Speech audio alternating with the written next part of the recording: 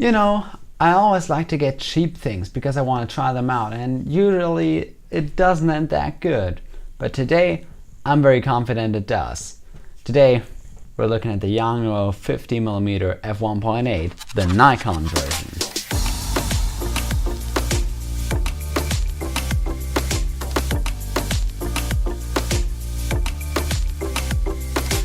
Hello you guys out there, my name's Guitar and welcome to another review. Well, actually it's kind of the first one on this channel. The last video I made was about the Steadicam. It wasn't really a review, it just was a video about a specific tool. Let's just call it like that. This has always been a lens I've been pretty interested in since I heard its name and since I saw a review of it.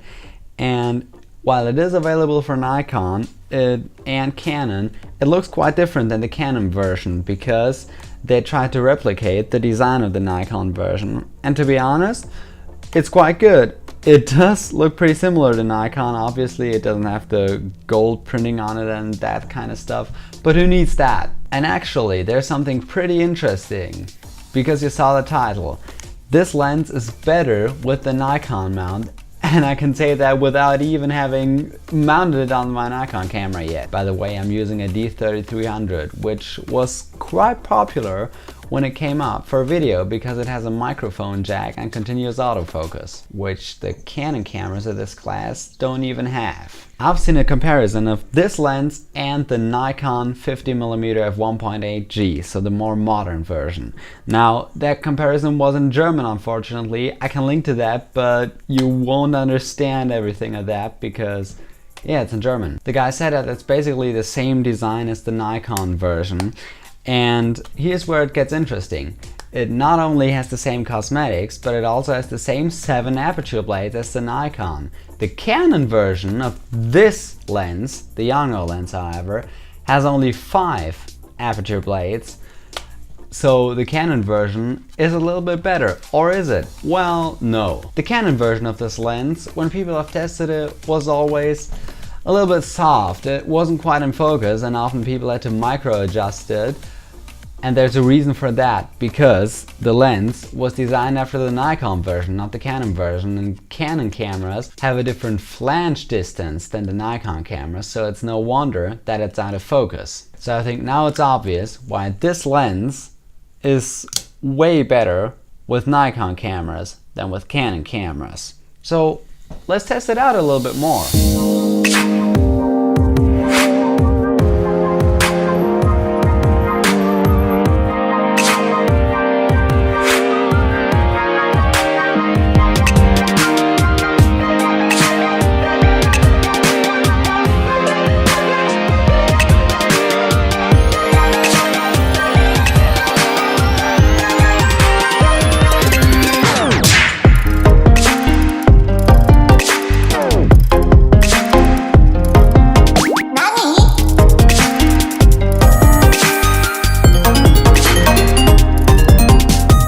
So I went out and played around with it a little bit, and here are my thoughts on it. I just took the D3300 without anything else, just the D3300 and the lens, no microphone, no tripod, nothing at all. What you're gonna notice right off the bat is that it's pretty hard to handhold this thing and get steady footage. We're pretty much gonna have to add warp stabilization every time if you don't have in-body image stabilization, which I don't think Nikon cameras even have right now. Or use something like a rig, a tripod to put like right here, just like a rig, or a Steadicam, or even a gimbal if you have one. And what surprised me about this lens, believe it or not, is the focusing. It's one of the earlier products of Yongnuo, and I thought the focusing was pretty bad and I had to focus manually all the time. And the autofocus worked fine, even in AF, which is continuous autofocus on the Nikon systems. And it pretty much focused right away. It wasn't always accurate and it was pretty slow, but that's again the lens's fault, not the camera's fault. I did hunt around quite a bit because, well, it's not the best 50mm on the market, but another thing that surprised me is the image quality. The lens is, I think, not razor sharp, but I think it's sharp enough for most things nowadays. like 1080p video. I don't know if it's good enough for 4K because I don't have a 4K Nikon. Who would buy a Nikon 4K, honestly? I also like the focus ring on this because it's really smooth. It's pretty smooth for an autofocus 50mm, and I think it's gonna be exactly the same on the Nikon version. It also has a focus scale, which the Canon version does not have. It interestingly turns the other way than the focus ring, but it has a pretty small focus throw. I think it's about, well, it's about a quarter, maybe a little bit less.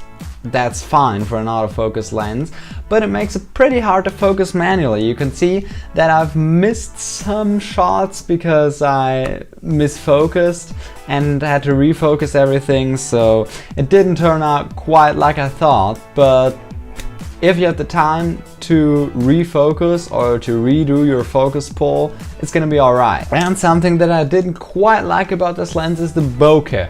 Yes, I mean, it shouldn't be any surprise that the bokeh of this lens is not the prettiest, but it has some pretty pronounced edges. Like, the bokeh could be better.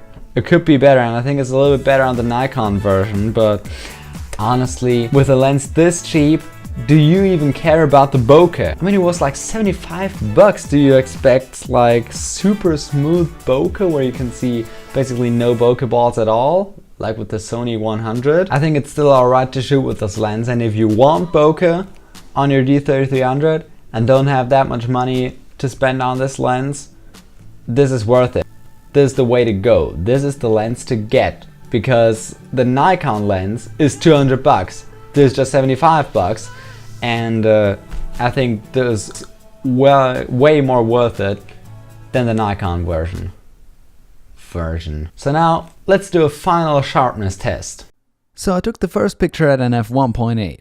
When zooming into 100%, we can see that the sharpness is definitely there, kind of what you'd expect from a lens shot wide open. Looking at the corners though, it's a different story. They're quite soft on APS-C, but they're just at the point where I'd use it. Stopping down to an f2.8, we see a slight improvement, which again happens at an f4, which leads me to believe that the lens suffers a bit from field curvature. At f8, the lens performs its best, in the corners as well as in the center. So in conclusion, this lens really surprised me. I've waited way too long getting this, and I don't regret it at all because it's decently sharp in the middle and also pretty sharp in the corners if you stop it down, of course. But also in terms of focus, it really surprised me. The focus ring is really smooth and the autofocus doesn't sound that bad either.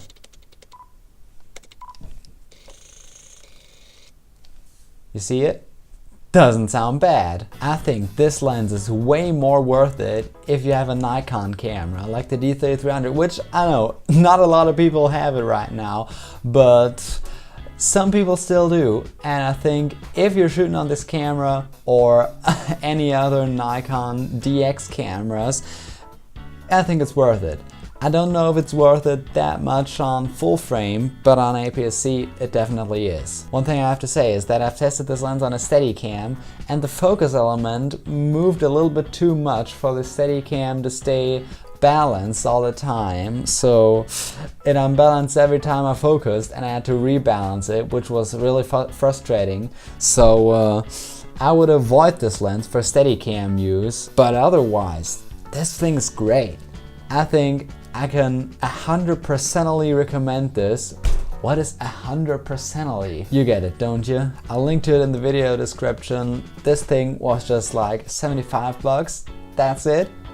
Until next time, leave a like if you enjoyed and subscribe to this channel. And until next time, peace out!